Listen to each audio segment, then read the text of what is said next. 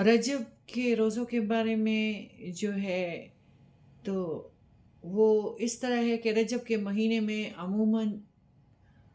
सारे लोग कुछ ना कुछ यानी ज़रूर ये 3 काम करते हैं। एक तो 27वीं की रात को जागा जाता है, फिर अगले दिन रोज़ा रखा जाता है, रात को जाग के इबादत की जाती है और इसकी वजह ये बताई जाती है कि इस रात नबी करीम सल्लल्लाहु अलैहि वसल्लम मेराज पर तशरीफ़ ले गए थे। और रोज़ा इस मुनासिब से कि एक फजीलत का काम समझ के रखा जाता है,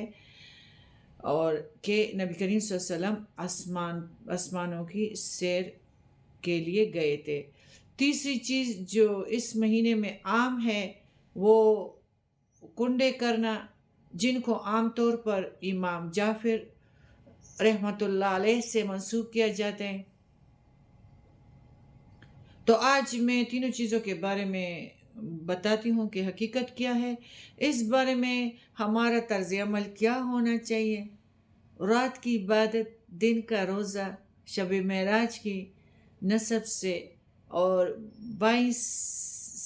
सी रजब को कुंडे करना इमाम जाफिर की निस्बत है। इन चीज़ों का जायज़ा लेने से पहले ये बात हम अपने जहन में फिर से दोहरा लें कि दीन दरअसल वो दीन है जो अल्लाह सुब्हानहू व तआला ने हमें दिया है, और जिब्राइल अलैहिस्सलाम ने मोहम्मद सल्लल्लाहु अलैहि वसल्लम को पहुंचा दिया है। कुरान पाक इसके बारे में फरमाते हैं, अल यौमा अकमलतु लकुम दीनकुम और अतममतु अलैकुम नेमती वरदीतु लकुमुल इस्लामा दीना। आज मैंने तुम्हारे लिए अपना दीन मुकम्मल कर दिया, तुम पर अपनी नेमत को तमाम कर दिया और तुम्हारे लिए दीन इस्लाम को पसंद कर लिया।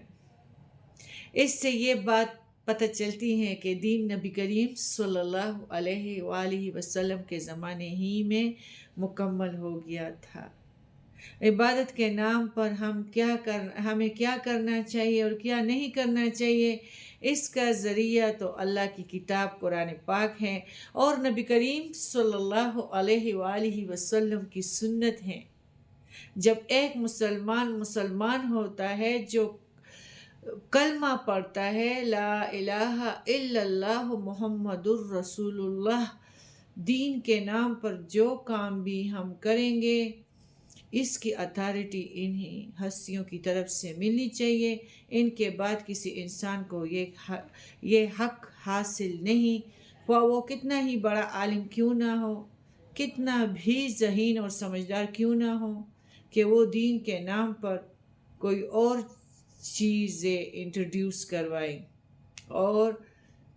और चीज़ों को रिवाज दे। अगर ये हक दिया जाए तो दीन में तरह तरह की नई बातें, इजादात यानी बिद्दत शामिल हो जाएंगे जो असल दीन की जगह ले लेगी। और दीन के नाम पर तो पहले से भी बहुत इंतशार फैल चुका है और बाहम अदावतों ने जन्म ले लिया है। तो लेकिन माशाल्लाह जो कुरान के महफिल में बैठते हैं और उनको सेहतमंद रिज़्क मिलता है और सेहतमंद रिज़्क में अल्लाह ताला ने उनको शामिल किया है, तो उनको चाहिए कि इस लिहाज से इल्म को फैलाए और ये बात और लोगों को भी पहुंचाएं, क्योंकि माल और दौलत सिर्फ नेमत नहीं है बल्कि रूहानी रिज़्क भी एक करामत चीज़ है, जो वो इल्म दीन है। जिसको इल्म दीन का मिल गया है उनको चाहिए कि ये रिज़्क भी तकसीम करें। ये 3 इबादतें, रात का जागना, दिन का रोज़ा और उसके बाद 22 रजब को इमाम जाफिर के नाम पर कुछ पकाना और देना, ये तमाम चीज़ें नबी करीम सल्लल्लाहु अलैहि वसल्लम के दौर में मौजूद नहीं थीं। رجب کی رات جیسے عموماً شب معراج کہا جاتا ہے، اس میں آپ صلی اللہ علیہ وسلم کو اگر معراج نصیب ہوئی، اگر کا لفظ اس لیے میں بول رہی ہوں کیونکہ تاریخوں میں اختلاف ہے، صحیح معلوم نہیں ہے۔ تو اس کی بنیادی وجہ کیا ہے؟ کہ اس کی وجہ یہ ہے کہ اسلام کے دور اول میں اور پہلے لوگوں میں تاریخوں سے زیادہ دلچسپی نہیں تھی۔ تم تب پیدا ہوئے تھے کہ خربوزے نئے بازار میں آئے تھے، تم تب پیدا ہوئے تھے کہ گندم کی فصل پک چکی تھی۔ تو اس لیے پہلے لوگوں میں تاریخوں کی کوئی دلچسپی نہیں تھی۔ وہ تاریخیں صرف یا حج کے یاد رکھتے تھے یا مخصوص عبادات کی جو اصل تھی۔ اس کے علاوہ کون کس دن فوت ہوا ہے، کس دن پیدا ہوا ہے، یہ چیزیں ان کے نزدیک کچھ اہمیت کے حامل ہی نہیں تھی، یا کون سا واقعہ کس دن ہوا ہے۔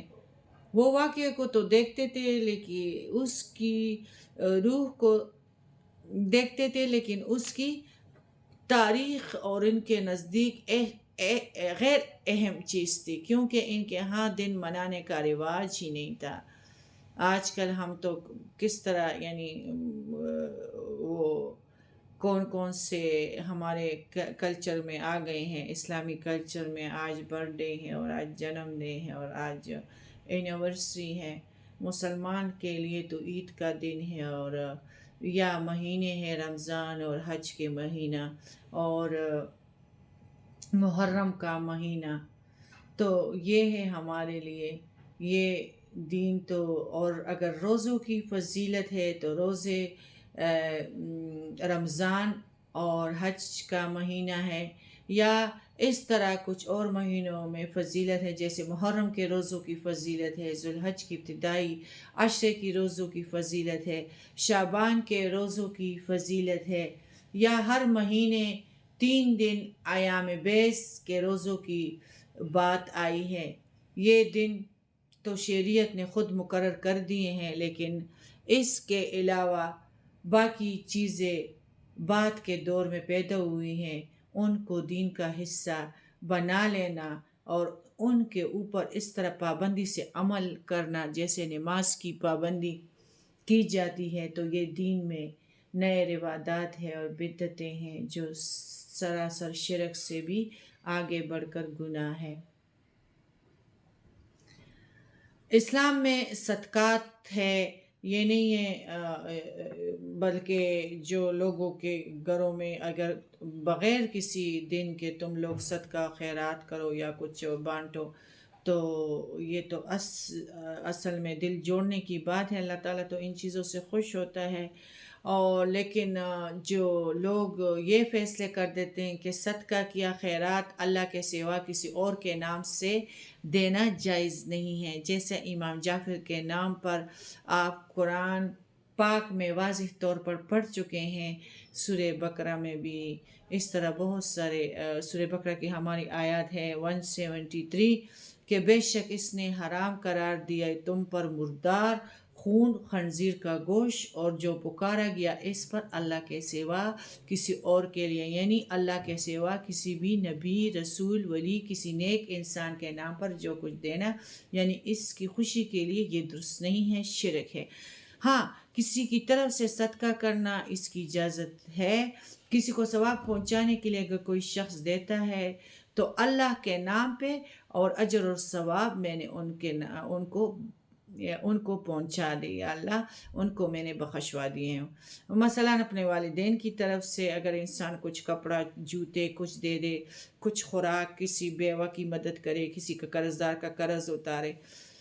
یا قربانی کرے، حضور صلی اللہ علیہ وآلہ وسلم کی طرف سے قربانی کرے یا کسی اور کی طرف سے آپ کر سکتے ہیں، یہ ٹھیک ہے، لیکن کسی کے نام پہ کرنا کہ وہ ہم سے خوش ہو جائے تو یہ شرک ہے۔ تو کوئی بھی ایسا کام کرنا کسی انسان کو چاہیے، زندہ ہو یا فوت ہو گیا، مثلاً اگر کوئی شخص زندہ ہے اور آپ اس کے ساتھ نیکی صرف اس لیے کر رہے ہیں کہ قیامت کے دن اللہ سے چھڑوا لے، تو یہ تصور بھی بالکل غلط ہے۔ ہاں، یہ اس لیے کر رہے ہیں کہ وہ دنیا میں آپ کو نیکی کی طرف لے جائے اور وہ اور بات ہے۔